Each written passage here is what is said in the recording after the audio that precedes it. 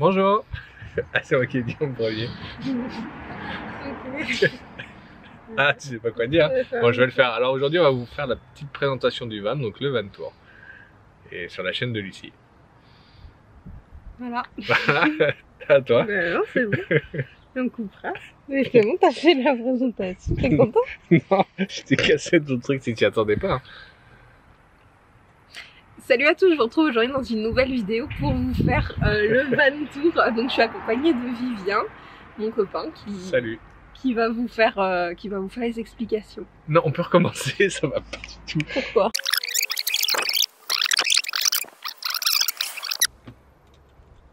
Salut à tous, je vous retrouve aujourd'hui dans une nouvelle vidéo pour vous faire le van tour. Donc je suis accompagnée de Vivien, mon copain. Salut. Qui va vous expliquer un petit peu le cheminement pour le van, parce que c'est lui et son père qui l'ont fabriqué. Alors pour la présentation du van, c'est un Renault Trafic 3 H1L1, donc c'est les plus petits en longueur et hauteur, donc, ce qui est pas mal pour nous puisqu'on peut passer partout. Au niveau de la motorisation, c'est un moteur 120 chevaux biturbo. Alors ce qui est bien, c'est que c'est un moteur distribution à chaîne, donc au niveau de l'entretien, très économique, pas besoin de changer de courroie tous les 100 000 km. 120 chevaux, c'est vraiment pas mal puisque quand on l'aménage avec le poids, par exemple pour nous, on a majoritairement utilisé que du bois. Ça fait pas mal de poids, donc pour tracter tout ça, 120 chevaux, c'est plutôt pas mal sur autoroute pour pouvoir doubler facilement ou même en montagne et avoir beaucoup de traction. Voilà. Au niveau des vannes en France, je pense que c'est le meilleur rapport qualité-prix. Par exemple, pour celui-ci, on l'a acheté en mars 2021. Il avait 100 000 km et on l'a payé 14 200 €. Donc là, on est dans le van. Donc pour la partie isolation, donc on l'a fait en plusieurs étapes. Quand on a eu le van, la caisse était vide, donc on a fait plusieurs couches d'isolation. On a commencé par remplir les trous dans les parois, là où il y a des renforts au niveau des montants. Il y a pas mal de trous entre deux morceaux de carrosserie. Donc pour éviter la résonance, on a rempli ces trous avec de la laine de coton, donc pour l'insonorisation. Après, au niveau de l'isolation thermique et anti-condensation, on a acheté des rouleaux de liège qu'on a collé avec de la colle néoprène sur les quatre faces du van. Voilà. Ensuite, on a mis du multicouche. Donc c'est de l'isolant composé de 23 couches qu'on est venu agrafer au niveau des tasseaux qu'on a fixés. Et donc on a agrafé le multicouche sur lequel après on est venu mettre le contreplaqué pour faire les murs, voilà, et le plafond. Toujours côté mur, on n'a pas laissé le contreplaqué d'origine avec sa couleur qui était un peu marron, ça faisait pas très joli. Donc on est parti sur des rouleaux de tapisserie couleur chêne blanc, voilà, qu'on a mis sur les murs et sur les plafonds. Et on a fait quelques raccords entre les planches de contreplaqué avec des petites bandes de bois, pareil, effet chêne blanc. Voilà, petit côté déco. Concernant le sol, il y a eu la même isolation que pour les murs, donc liège, multicouche, contreplaqué beaucoup plus épais pour le plancher, et dessus on est venu mettre du lino, pareil, effet du coup chêne mais un petit peu argenté, pour rappeler la couleur des caissons en bois qu'on a peint en gris. Voilà. Donc là c'est la cabine de pilotage du fourgon. Vroom vroom. Vroom vroom. Mais vas-y, on n'est pas obligé de couper, on coupera au montage. Ok, d'accord. Donc là c'est la cabine. Arrête, Mimi. Stop, arrête. Donc là c'est la cabine du van. Donc ce qui est bien sur ce modèle là, qui n'est pas sur tous les trafics, c'est qu'il y a 3 sièges à l'avant. Beaucoup n'ont que 2 sièges. Nous on a fait le choix d'enlever la paroi derrière les sièges pour pouvoir, si jamais quand on est dans le van et que c'est fermé, qu'il pleut par exemple, qu'on puisse passer rapidement de l'avant à l'arrière en baissant le fauteuil du milieu. Bon, c'est pas trop pratique, mais on y arrive. Et voilà. Donc pour le mobilier, on a une banquette en U avec une table au milieu, donc on peut venir s'asseoir tout autour pour pouvoir profiter de la table.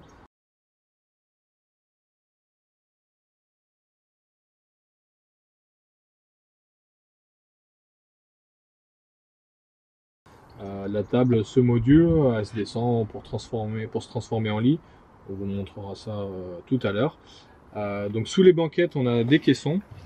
Bon, ce caisson-là, c'est là en principe où on met tout ce qui est accessoires pour les activités, camping, table, chaise, canne à pêche, cerf-volant, etc. On a un autre caisson au milieu où il y a toute la partie électricité. On voit d'ailleurs ici tout ce qui est interrupteur, disjoncteur pour les lecs du van. Et un autre caisson qu'on utilise pour mettre la couette, mais pour l'instant on n'a pas d'autre utilité, mais ça se module. Donc ça c'est le meuble cuisine, enfin que nous on appelle cuisine, dans lequel on a fait des étagères et on a mis plusieurs caissettes afin de compartimenter un petit peu tout. Donc on a une première caissette où on met tout ce qui est vaisselle, casserole, bol, etc. Deuxième caissette où on met les aliments, bon, sopalin, et ensuite ici tout ce qui est ustensiles pour la douche, trousse de secours, nettoyage corporel.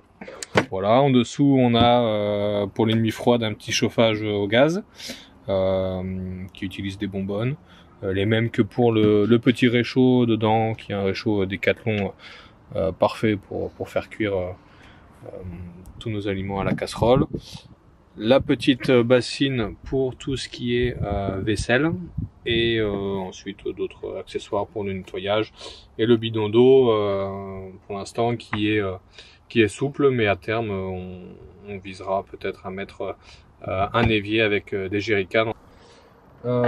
Troisième point, troisième mobilier, donc la colonne, dans lequel pareil on a compartimenté plusieurs étagères. Première étagère, bon là on a tout ce qui est recharge de gaz, accessoires, outils du van, tournevis, etc. pour bricoler, voilà, petit ustensile.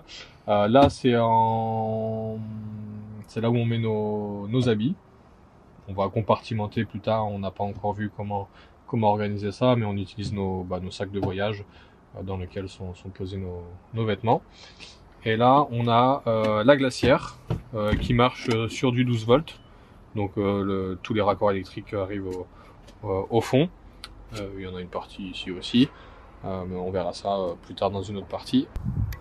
Dernière partie de la colonne, la douche. Donc, pour l'instant, c'est une douche, ça restera sûrement une douche solaire, 20 litres. Bon, elle est fixée ici, mais habituellement, elle est fixée sur le toit au niveau des barres à lu.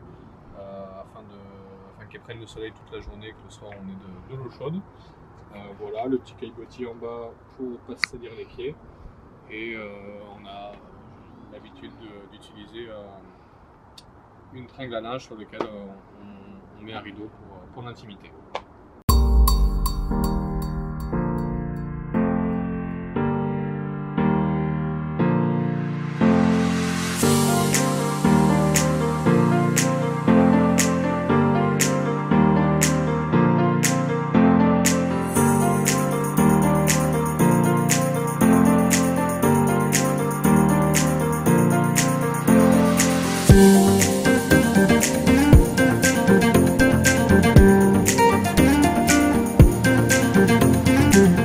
Vous avez pu voir comment on fait le lit. Il suffit tout simplement de moduler tout ce qui est dossier et assise pour faire un petit puzzle et faire le lit. Donc au niveau du duvet, c'est un duvet classique, 2 places de chez Decathlon. Voilà. Au niveau des matelas, on est parti sur une base de 2 matelas enfants de chez Ikea qu'on a découpé aux dimensions des caissons, des dossiers, de façon à ce que tout s'assemble correctement. Tout ce qui est housse de mousse et coussin, c'est Lucie qui nous a fait un peu de couture avec de jolis tissus. Idem pour les rideaux des mobiliers cuisine et de la colonne. La nuit, ici on fixe un rideau occultant grâce à des aimants très puissants. Pour l'instant c'est le système qu'on utilise, on verra pour changer par quelque chose peut-être de plus pratique. Si ce que j'ai oublié, c'est les dimensions du lit. On est sur un lit de 185 cm par 120, donc un peu serré en largeur, quoique ça va, on n'a jamais eu trop de soucis, on est quand même à notre aise, surtout moi qui fais 1m80, en longueur c'est parfait.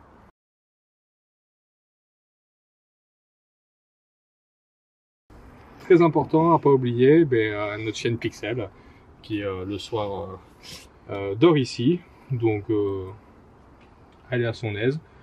Il arrive des fois quand elle est propre qu'elle monte avec nous au pied du lit pour dormir avec nous. Donc là on est au niveau du caisson, on va dire électricité, dans lequel on a mis une batterie 100 Ah 12 volts.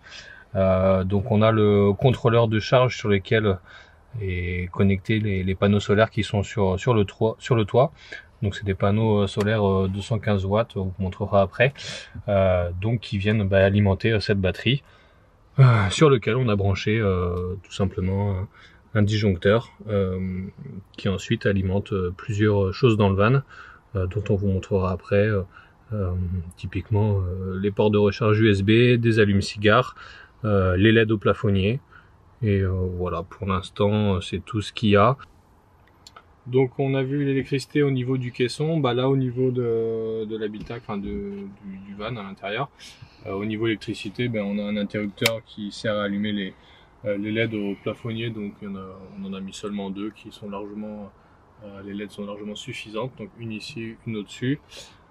Voilà, 4 ports USB recharge rapide, qui sont suffisants pour nos téléphones, tablettes, etc. À l'arrière, on a un allume-cigare d'origine qui lui est relié au circuit électrique de la voiture. Et dans la colonne, ici derrière moi, on a tout ce qui est USB et allume-cigare pour la glacière notamment. Voilà, après on a déjà tout ce qui est câblage prêt, autant dans la colonne derrière moi qu'ici pour tout ce qui est pompe et évier, pompe à eau, pompe à douche, évier pour de futures installations. Donc là voici le panneau solaire sur le toit. Donc on a dû faire un petit trou là-bas au niveau de la cabine de conduite, qu'on a fait passer ensuite derrière le contreplaqué à l'intérieur pour faire descendre dans le caisson électrique. Donc c'est un panneau solaire 215 watts qui nous permet d'avoir une bonne autonomie au niveau électricité pour nos appareils, en tout cas pour l'instant, une autonomie d'au moins facilement 4 jours. Donc voilà pour la vidéo de notre van tour, de notre aménagement. C'est un aménagement qu'on a déjà testé parce qu'on est déjà parti en road trip l'été dernier, 2 semaines en Italie. Et on a aussi fait plusieurs week-ends à la mer, à la campagne. Donc on a pu déjà tester, on sait que c'est quelque chose qui nous convient. Et après, on fera d'autres petites vidéos pour montrer l'évolution de l'aménagement, notamment avec le bébé qui va arriver. Et toutes les modifications qu'on aura pu faire. On espère que cette vidéo vous aura plu. N'hésitez pas à mettre un petit pouce en l'air si c'est le cas et à nous mettre dans les commentaires si vous avez des questions à nous poser, s'il y a des choses qu'on a oubliées certainement. Voilà, on y répondra dans les commentaires. À bientôt!